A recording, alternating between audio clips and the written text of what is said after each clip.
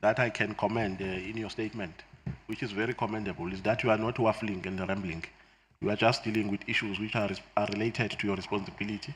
And for that, you have made the work of this committee to be very easy. We are not dealing with a person who's all over the place talking about things she doesn't know anything about. So,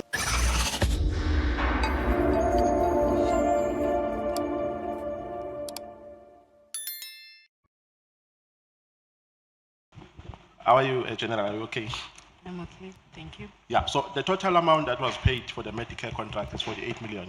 It was 48 million. Correct, okay. Now, the SCM boss in SAPS, when he was here last week, we had an argument with him because he was so convinced that even though the expenditure hereof was irregular, but there was value for money. And my argument to him was that there was no value for money because in his statement, he said the contract or the service provider underperformed. That's what he said. And he said that the contract was terminated even before the underperformance was corrected. So what is your take on that? The issues of the performance of the contract would have been dealt with by the end user working together with supply chain management. And I heard him explaining the definition of irregular expenditure to say this expenditure that is incurred in contravention to prescripts that relates to supply chain management. However, the service was rendered. So the issue of value for money, for me, as I indicated, those that would have requested these services, thereafter, they receive invoices, they certify to say we have received services and we are happy with these services. And they load invoices on the system for payment. For me, the reason why we are pushing for this forensic investigation is to probe exactly this. To say, on the other hand, there is an indication to say there were matters that were reported to the supply chain boss and they were dealt with. On the other hand, the end user is certified that they are satisfied with the work that was done by this one. So there's a bit of a contradiction. So we want the investigation to then unearth these particular gaps and tell us what exactly happened in this particular regard. So that is why we are pushing for this, because it will tell us exactly to say, is the end user or did the end user certify things that they were not supposed to certify? Did anyone engage themselves in unethical conduct or the elements of fraud where they would have certified things where work was not done? So this investigation must give us that, and we need to deal with this without any fear or favor to ensure that this serves as a deterrent and we never get to this point again. So a determination will be made by the report of the investigation. The forensic investigation will tell us Will make a where services indeed rendered and where those services services that we could actually say this was value for money. Okay. If people certified things and work was not done properly, then it means those people engage themselves in unethical conduct and they ought to be dealt with. So if I get you correctly, you are saying at this stage you can't make that determination. I can't make that determination. Okay. On page 4, paragraph 10, you are making an indication that there's a new organizational structure which makes some amendments in the current structure.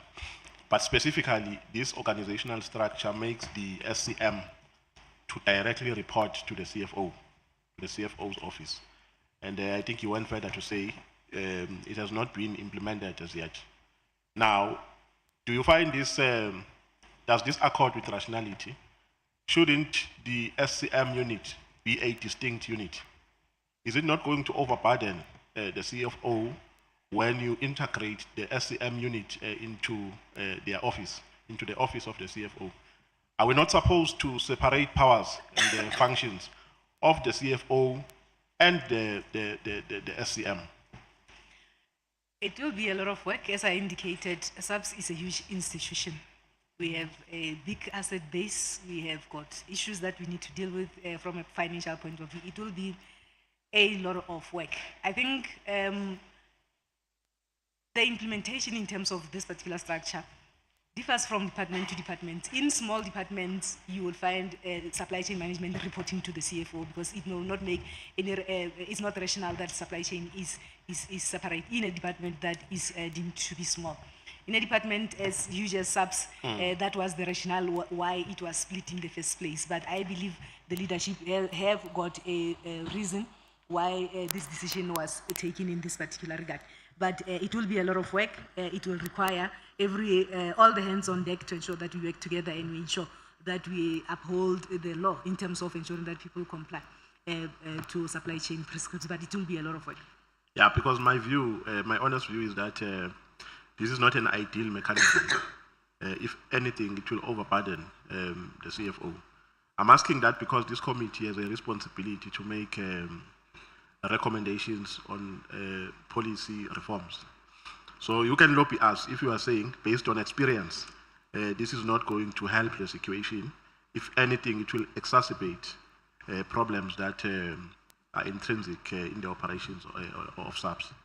So I just wanted to give you that leeway or that liberty, but we are not making use of it. So tell me, do you have is there a committee in SAPS called Irregular, Fruitless and Wasteful Expenditure Committee? I'm responsible for the fruitless and wasteful expenditure register. I'm the custodian. So I do have a committee, a very vibrant committee that meets from time to time to ensure that we are on top of the situation. You will note that fruitless and wasteful expenditure has actually declined in this regard. We have made a lot of work. On the other hand, the irregular expenditure register is the custodian of supply chain management. When I came in 2019, I established that particular committee, and that particular committee is supposed to be functional, but I cannot confirm or vouch for its effectiveness at this point in time. We have since requested supply chain management to revive that committee and ensure that that committee is effective and it's able to assist us. However, supply chain management head office is present. They do go to provinces. They do assist in terms of these transactions that are there to ensure that where there is uncertainty at the cost center, they are then able to can guide those particular cost centers. So it was two different committees. We do have the fruitless and wasteful expenditure one that is within my space, and the irregular expenditure one that is within the supply chain management space. Yeah, no, thank you for that comprehensive report.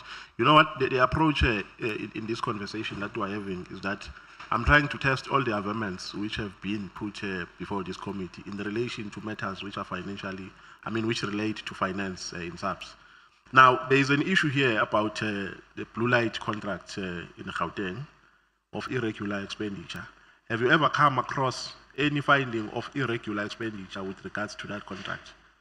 Blue lights in Gauteng, if you know it. I think those were investigations that took place prior to my arrival in head office. I've heard about those investigations and I've heard about the outcomes and the irregularities in terms of those, but those would be investigations that would have commenced before my arrival in Gauteng. No, I'm saying during your tenure, have you ever dealt with a matter similar to that? Maybe to give you a hint, I think that matter was part of the reasons for the suspension of the former acting National Commissioner, General Pahlane. Have you ever come, during your tenure, have you ever come across that kind of situation? I've heard about it. As I indicated, when I arrived, those processes were at the tail end. When I arrived in head office, they were at the tail end. And when I arrived, it was General Stoll who was the National Commissioner. And I'm aware that those processes were reaching the tail, were at the tail end in this regard. You know, one thing as I'm landing and as I'm concluding, that I can commend in your statement, which is very commendable, is that you are not waffling and rambling. You are just dealing with issues which are related to your responsibility. And for that, you have made the work of this committee to be very easy. We are not dealing with a person who's all over the place talking about things she doesn't know anything about. So that's my compliment to you. Thank you very much, Chair. Thank you, sir.